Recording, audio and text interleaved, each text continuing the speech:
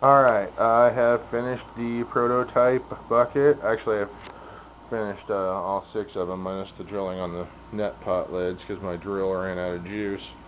But here's what it is. It's about 4 feet tall. Basically, it's just a PVC plant support, like so. It's extendable, so when your plant is short, you don't have to have these on there.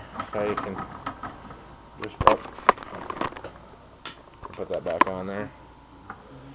So you can, at this point, you can use it to tie down your branches. I'm going to cut notches on the outside here, so I've got little notches to wrap twine in.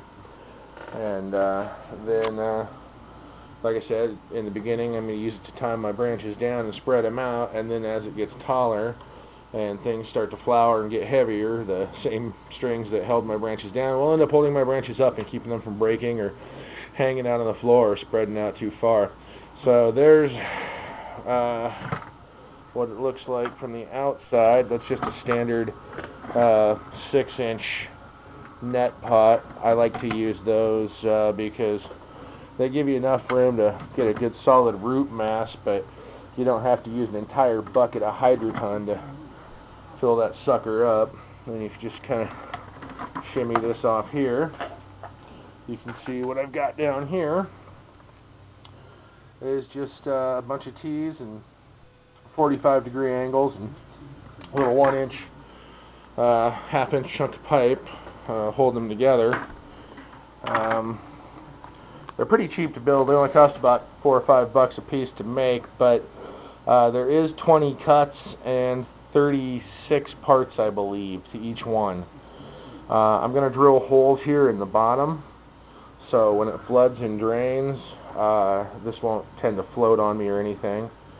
And I'm actually also going to drill a hole through one of these sections because I have an air tube that runs down into the bottom of my buckets, and I put an air stone on it. It tends to float around, so I'm going to go ahead and just run it through one of these pieces here, and then put the air stone on it so it'll keep it down at the bottom of the bucket, because you can never have too much oxygen in your buckets.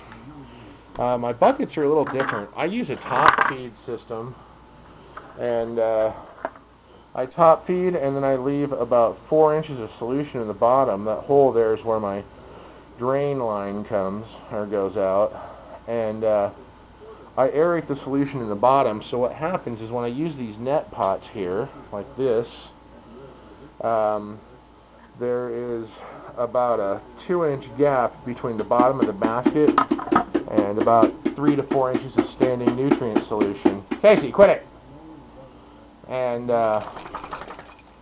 so that works out really well in case you have any sort of pump failures. You've got aerated nutrient solution at the bottom for your plants to grow on, and then you've got a nice little air gap in the middle for your roots to get oxygen. When I built this system, it was my first system, and I kind of built it redundant. It's a little overcomplicated. You'll see the rest of it later. But it works really well, and it was my first hydro system, and I had to recently sell all my gear. So, I'm back at it again with the old hydro buckets and the brand new plant supports. I'll send more on later. Alright, bye.